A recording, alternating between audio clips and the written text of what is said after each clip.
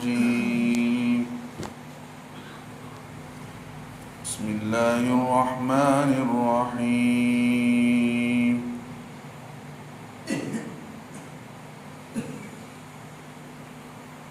ولا تأكلوا أموالكم بينكم بالباطل وتدلوا بها إلى الحكام لتأكلوا فريقا من أموال الناس بالإثم وأنتم تعلمون يسألونك عن الأهلة قل هي مواقيت للناس والحج وليس البر بأن تأتوا البيوت من ظهورها ولكن البر من اتقى وأتوا البيوت من أبوابها واتقوا الله لعلكم تفلحون وقاتلوا في سبيل الله الذين يقاتلونكم ولا تعتدوا إن الله لا يحب المعتدين صدق الله العظيم. محترم بزرگان دین، عزیز نوجوان ساتھیوں، اس سے پہلی جو مجلس ہوئی اس میں آپ حضرات کے سامنے روزے کا بیان ہوا، پھر اس کے بعد اللہ رب العزت نے روزے کے ساتھ دعا کرنے کے سلسلے میں دعا مانگنے کے متعلق اللہ نے ہدایت بیان فرمائی کہ آپ سے لوگ آ کر پوچھتے ہیں میرے متعلق، تو اے نبی علیہ السلام بتا دیجئے کہ میں قریب ہوں، بندوں سے بالکل قریب ہوں، میں ان کی پکار کا جواب دیتا ہوں جب وہ پکارتے ہیں، تو انہیں چاہیے کہ وہ مجھے ہی پکارا کریں اور میری بات کو قبول کریں، مجھ پر ایمان لائیں۔ ہو سکتا ہے اس ایمان لانے کی بدولت، اس یقین لانے کی بدولت وہ راستے کو پالیں۔ پھر اللہ رب العزت نے روزے کی راتوں میں کچھ احکام نازل فرمائے کہ پچھلے زمانے میں یہ حکم تھا کہ رات میں روزہ رکھ کر سو جایا کرتے، تو پھر رات میں افطاری کے بعد اگر سو جایا کرتے تو پھر ان کو سحری کا کوئی موقع نہیں ہوتا تھا، پھر روزہ شروع ہو جاتا تھا۔ جیسے ہی ان کی آنکھ کھلتی تو روزے کی حالت میں ہوتے۔ ایک صحابی تھے، وہ مزدوری کرتے تھے، تو ان کو بڑی دقت پیش آئی، کھانا گھر میں کچھ نہیں ہے، عورت گئی پڑوسیوں سے کھانا لینے کے لیے، وہ تھکے ہارے تھے تو وہ سو گئے۔ پھر جب اٹھ کر دیکھتے ہیں تو روزہ شروع ہو گیا ہے۔ پھر انہوں نے نیت کر کے روزہ شروع کر لیا۔ پھر دوسرے دن ان کی طبیعت خراب ہوئی اور انہیں چکر آ گیا، پھر وہ بے ہوش ہو کر گر پڑے۔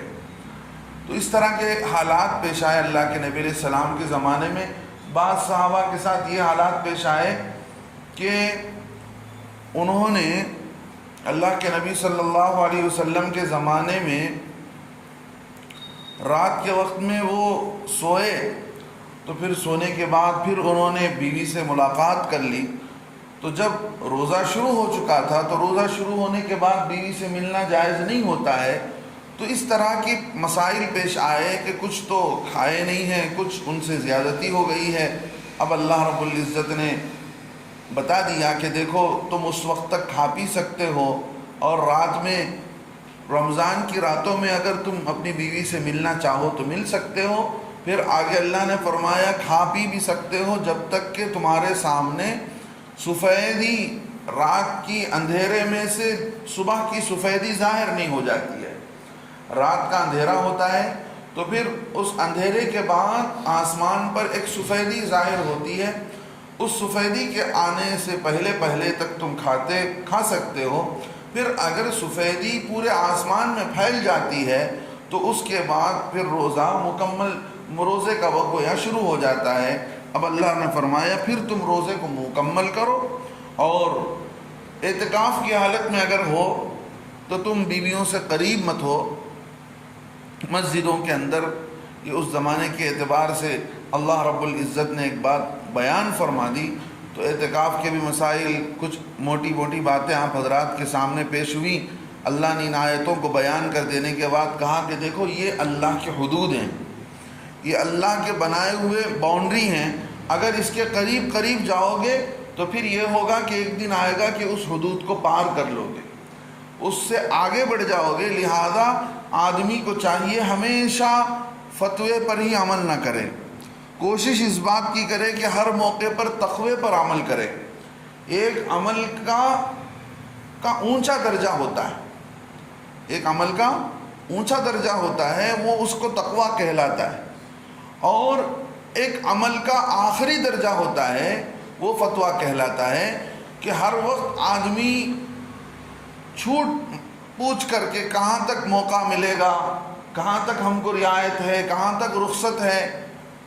تو اگر آدمی سہولت پر، رخصت پر عمل کرنے کی عادت بن جائے گی تو ہو سکتا ہے دھیرے دھیرے آدمی جو ہے کیا کرے گا، باؤنڈری سے باہر ہو جائے گا۔ اس لیے مثال دیتا ہوں میں آپ کے سامنے کہ مرد کے لیے چاندی پہننا جائز نہیں ہے۔ اگر انگوٹھی پہنے تو بتایا ایک اس کے اندر کہ انگوٹھی صرف 3 آدمی پہن سکتے ہیں، ایک نبی ہو اور ایک قاضی ہو اور تیسرا بادشاہ ہو۔ اس زمانے میں انگوٹھی میں نام ہوتا تھا، بادشاہ ہے تو بادشاہ کا نام ہوتا تھا، تو وہ بادشاہ اپنا سیل لگانے کے لیے اس انگوٹھی کا استعمال کرتا تھا۔ قاضی کے ساتھ بھی یہی ہوتا تھا، اور نبی جو خط لکھا کرتے تھے بادشاہوں کے لیے وہ بھی ایسے ہی کرتے تھے، اپنے انگوٹھی پر ان کا نام ہوتا تھا تو وہ اس طرح کر کے مہر لگا دیا کرتے تھے۔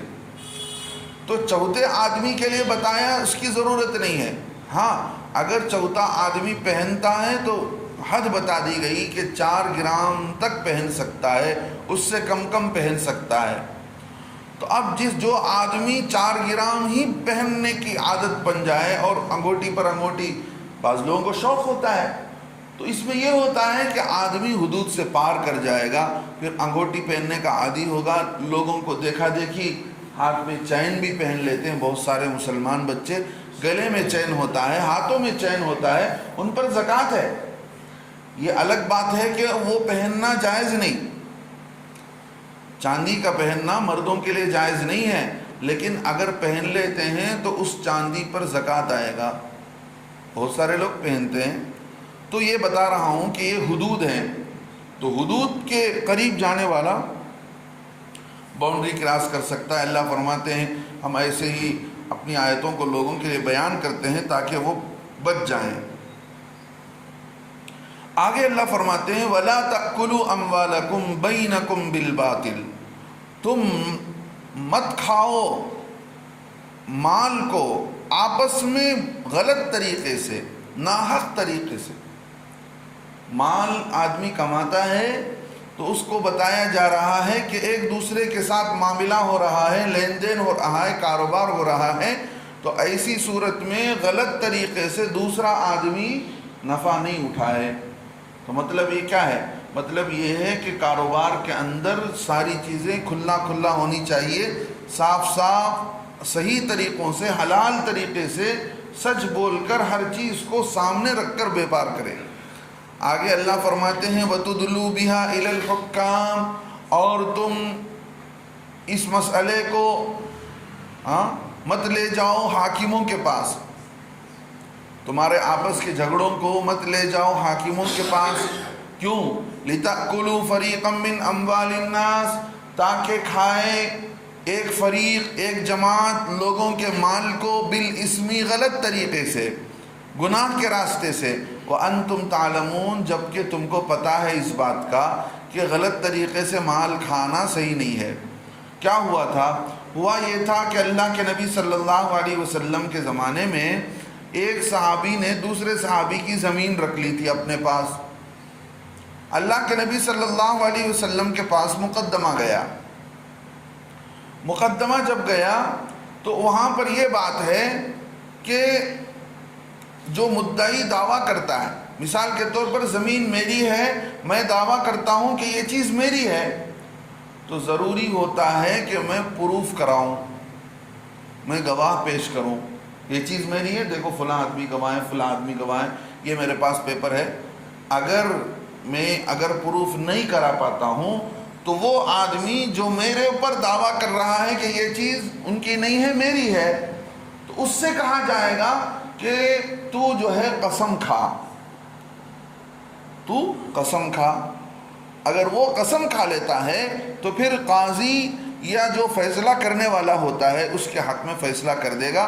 یہ حدیث میں اللہ کے نبی صلی اللہ علیہ وسلم نے فرمایا البینۃ علی المدعی والیمین علی من انکر، کہ اگر کسی جھگڑے کے وقت میں کوئی مسئلہ پیش آ جائے کسی قاضی کے پاس، کسی نبی کے پاس، اللہ کے نبی علیہ الصلوۃ والسلام نے فرمایا اب فیصلے کرنے والے کے لیے ضروری ہے جو دعویٰ کر رہا ہے اس سے پروف مانگے گا، پوچھے گا کہ بھئی تیرے پاس کیا ہے، وہ بتائے گا۔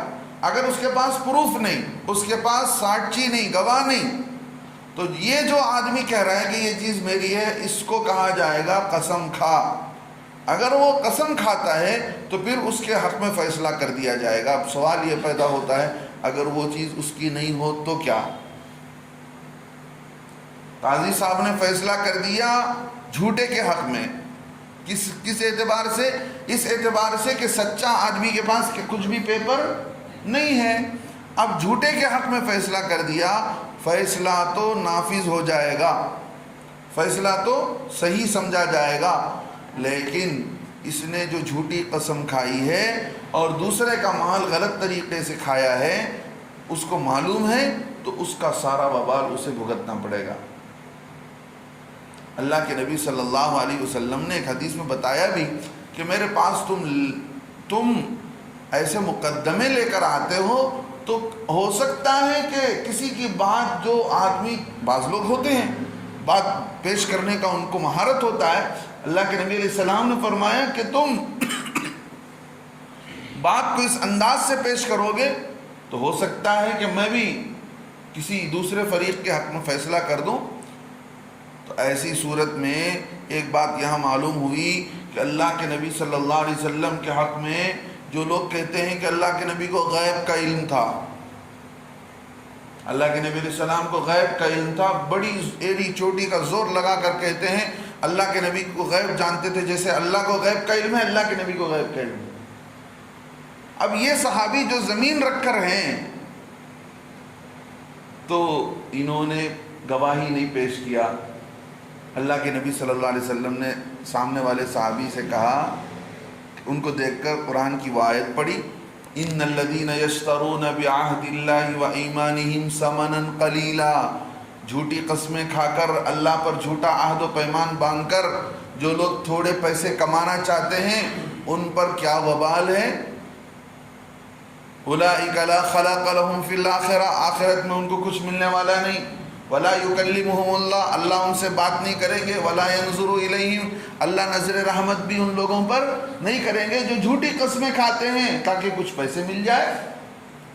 یہ آیت پڑھنا ہی تھا، صحابی تھے، شیطان کے بہکاوے میں آ گئے تھے، فوراً اللہ کے نبی علیہ السلام کے سامنے ہاتھ اٹھا لیا، فرمایا اللہ کے نبی علیہ السلام میں غلط ہوں، یہ بھائی صحیح ہے، یہ زمین اسی کی ہے، میں جھوٹی قسمیں کھانے کے لیے تیار نہیں۔